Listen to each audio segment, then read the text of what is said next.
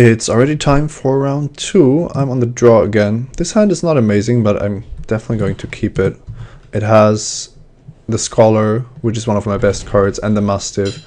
Doesn't really matter that I only have 1 Plains because I really don't have that many white spells anyway. I did draw another one, so now I will have the mana to do that.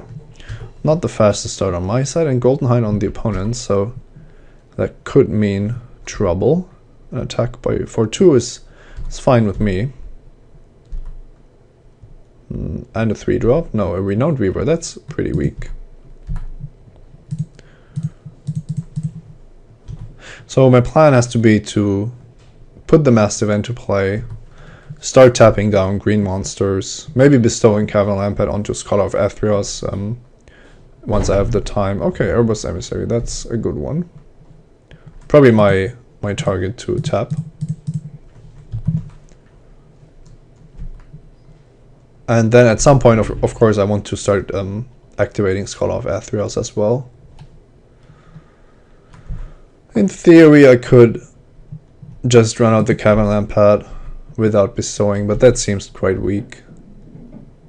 Depends on... oh wow, Agent of the Fates. Yeah, I might have to do it then. Grim Guardian. Okay, so now if I play Grim Guardian, I won't have a blocker for Agent of the Fates. If I just drop the Cavern Lampad, then I do, but it's not a particularly good blocker. It is a creature to sacrifice if Agent gets targeted, which otherwise I would have to sacrifice the Guardian. The problem is I really need a way to kill this on defense. I'm running out the Cavern Lampad just to have a blocker that actually kills the Agent of the Fates. If the agent grows with some kind of trick, then I'm in trouble anyway. But if my opponent does something and... yeah, okay. Nyxborn Eidolon, and I have to sacrifice a creature. So now this is going to have 3 toughness. I think I just have to sacrifice the Cavern Lampad then and take a bit of damage. Sure. Yeah, Agent of the Fates is a beating, so... didn't even have the time really to do much about it. Let's see, if I play the Grim Guardian and then I put the Scorch Mark on the Scholar of Athreos, then I might have at some point enough power to kill the Agent of the Fates. Oh, that's a good one actually. So yeah, I still think it was correct to cast the Grim Guardian first. There was no sense in gambling that I would draw the Excoriate, I think. Holy crap. This is some tough beats here. Spiteful Blow. And here my opponent could just discard a creature to kill my Grim Guardian. I can't really let that happen. On the other hand, then Erebus Emissary is hitting me again. I have to gamble that my opponent is not holding a creature here, I think. Alright. And now I'm still very far behind. My opponent could also attack. Oh, not with everything, maybe. It really depends what my opponent draws here. Having so little planes is, of course, pretty bad against the Spiteful Blow. Don't know if I could have prevented the agent from doing much in a better way. I think I took too much damage one turn where I didn't tap the agent but instead the Erebus Emissary because I was kind of locked into doing that. And the agent had already grown to a 5 power creature, so yeah, I think that was just a mistake. I should probably be on 12 instead.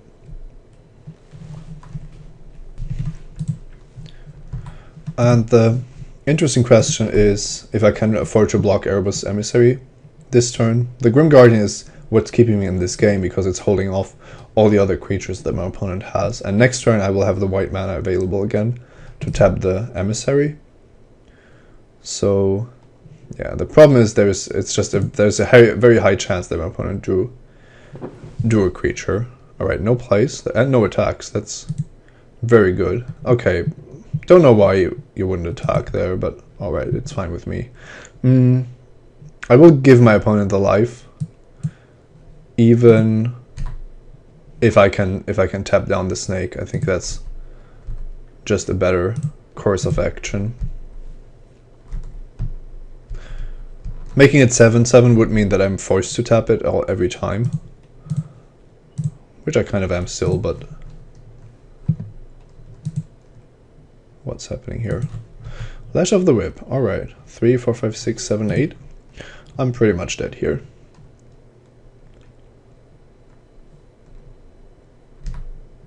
Okay, Way of the Underworld. Not a bad card, but a bit too little here. Yeah, that was just Agent of the Fates. Don't really think that I could have done much about that. I also, once again, don't really have great cards to deal with the agent. Yeah, these cards all don't do anything. Marshmist Titan is solid, but not amazing. I really should have picked up something to deal with enchantments. That's the one thing that I'm regretting with this deck, now that I'm facing another Erebos Emissary as well. But with Excoriate and 2 Weight of the Underworlds, I think that my matchup against Agent of the Fates shouldn't actually be too bad. I'll try it like this again. Going to play first, and another 5-land hand, which is not great, but I don't think that you mulligan these. I will keep a Weight of the Underworld. It deals with Agent of the Fates after it has just come down, so it's kind of the best timing there. I will be able to block Tormented Hero pretty effectively though.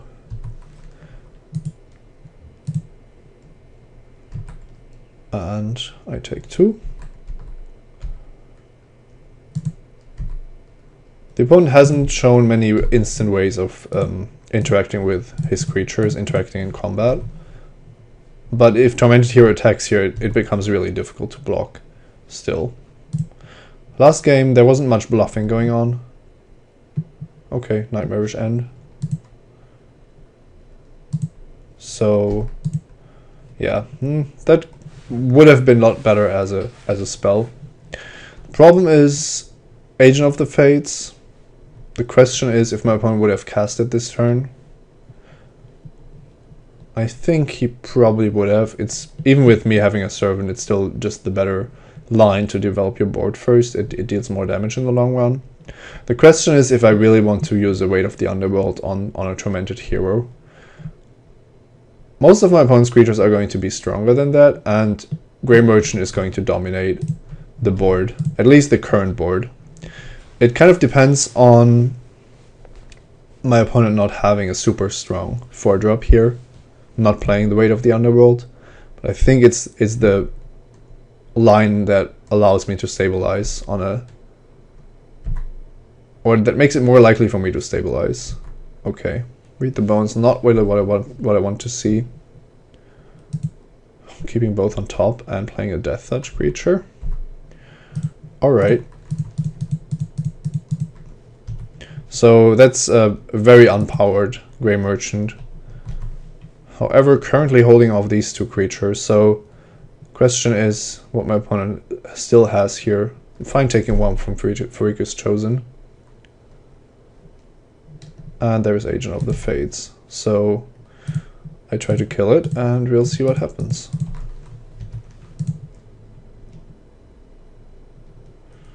Well, that was good news for me. And this is the Spider token from Renowned Weaver. Still only taking 1 a turn, so everything is fine. Okay, now things do change. Erebos Emissary bestowed onto Tormented Hero. And I could actually block Pharika's Chosen here. Yeah, I'm gonna do that because now the Grey Merchant doesn't really hold off too much anymore. Scorchmark.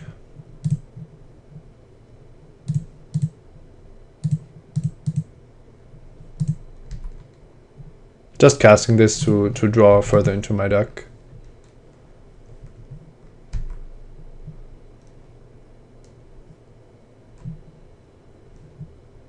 Now I do need to block Tormented Hero or I'm dead to any creature. And if my opponent has another removal spell, then I'm also dead. Then I still need to draw something to deal with the Emissary. Yeah, not a great position to be in. 3/4 Spider. So I almost have to block the Spider here. Well, then the next one Eidolon comes down. Don't even know what I can draw here. If I block the Tormented Hero and I draw a Grim Guardian, I'm at least alive. If I draw Scholar of Athreos, I'm alive. Dreadbringer Lampads to block with. Alright.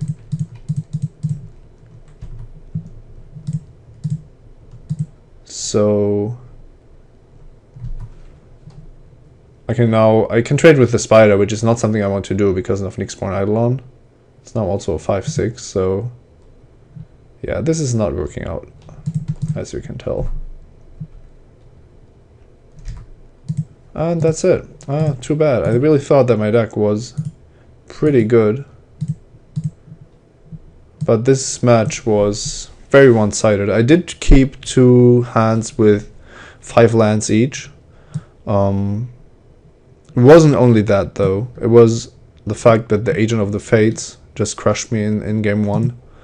And some of my opponent just generated all this value and I drew a lot of cards that didn't really do much. I guess that my opponent is playing a good stuff deck, whereas I have a lot of creatures that get better when you combine them with each other. So my draws that have only a few spells and a lot of lands are worse than his.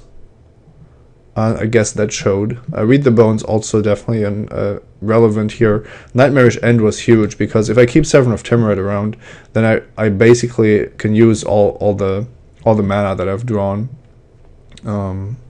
Dreadbringer Lampads, of course, also worse against black.